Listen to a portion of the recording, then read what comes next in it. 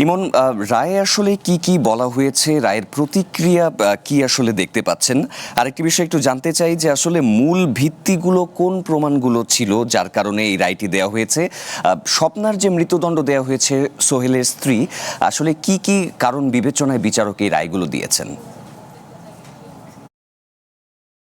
ধন্যবাদ শাফাত। আসলে আদালত অনেকগুলো পর্যবেক্ষণ দিয়েছে এই রায় যখন তিনি ঘোষণা করেন, সবশেষে রায় তিনি ঘোষণা করেছেন।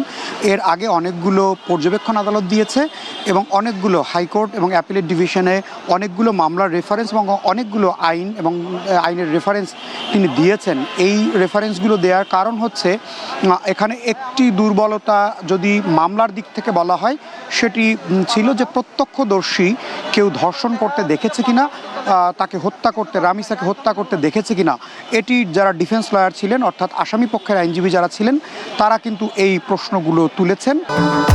ভবিষ্যৎ হোক নিরাপদ, বিনিয়োগ হোক বিশ্বস্ত, আর আমার পছন্দ সল্ট বে। ওয়েলকাম টু সল্ট বে। এবং স্বাভাবিকভাবেই বিভিন্ন মহল থেকে এই প্রশ্নগুলো এসেছে, সেখানে আদালত ব্যাখ্যা দিয়েছে। সেই ব্যাখ্যাগুলো ছিল এরকম যে যখন ধর্ষণ করা হয় তখন প্রথমত আদালতে সোহেল রানার জবানবন্দি সেটি আমলে নিয়েছে এবং জবানবন্দিতে তিনি স্বীকার করেছেন, যদিও পুলিশ কাস্টাডিতে থাকা অবস্থায় যে জবানবন্দি দেওয়া হয় সেই জবানবন্দি নিয়ে উচ্চ আদালতে নানান ধরনের পর্যবেক্ষণ রয়েছে। কিন্তু বাসাতে দুজনই উপস্থিত ছিলেন, একজন সোহেল রানা এবং তার স্ত্রী, এবং একটি ভিডিও আদালত আমলে নিয়েছে, যেই ভিডিওটি রামিসাকে হত্যার পরে যখন দরজা ভেঙে বাইরে থেকে রামিসার মা সহ অনেকেই প্রবেশ করার চেষ্টা করছিলেন, তখন দরজার সিটকানি দিয়ে একটি ছিদ্র ছিল, সেই ছিদ্র দিয়ে একটি ভিডিও করা হয়েছে। তখন দেখা গেছে স্বপ্না খাতুন বা স্বপ্না আক্তার নামে যিনি পরিচিত, সেই স্বপ্না খাতুন ভেতরে পায়চারি করছিলেন এবং দরজা যাতে খোলা না হয় এবং দরজা যাতে ভাঙা না হয় সেই চেষ্টা তিনি করেছিলেন এবং তার স্বামী সোহেল রানাকে পালিয়ে যেতে তিনি সহযোগিতা করেছেন, সেটি তার বক্তব্য এসেছে। এবং 16 জন সাক্ষীকে জেরা করা হয়েছে, সেই 16 জন সাক্ষীর যে নানান বর্ণনা, সেই বর্ণনায় প্রমাণ হয়েছে এভাবে যে সোহেল রানা ওই বাসায় ওই সময় উপস্থিত ছিলেন এবং তিনি এই ধর্ষণ শেষে লাশ গুম করার ক্ষেত্রে চেষ্টা করে সেটি যখন ব্যর্থ হয়েছেন তখন তিনি ধরা পড়ে যাওয়ার ভয়ে গ্রিল ভেঙে, এবং যেই রেঞ্জ দিয়ে তিনি গ্রিলটি ভেঙেছেন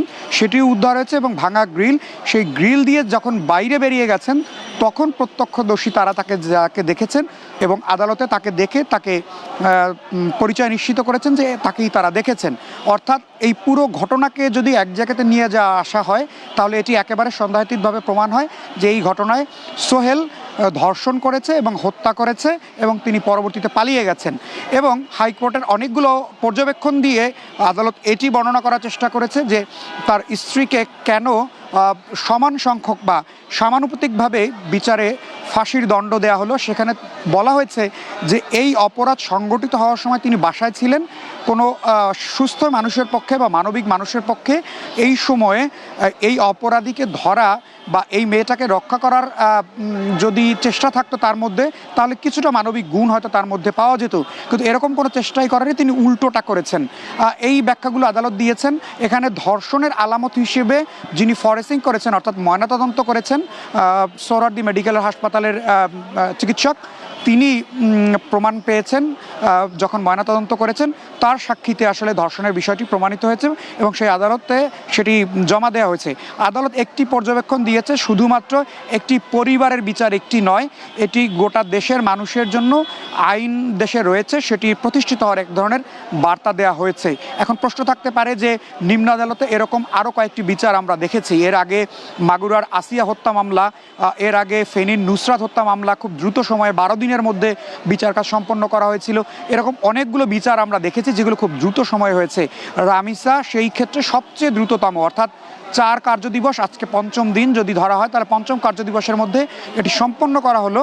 কিন্তু এটি আদালতে অর্থাৎ হাইকোর্টে গিয়ে কী ধরনের বাধার মুখে পড়বে, কারণ এর আগের যে অভিজ্ঞতাগুলো দ্রুত সময়ে নিম্ন আদালতে বিচার হলেও উচ্চ আদালতে গিয়ে আটকে যাওয়ার এক ধরনের প্রবণতা রয়েছে।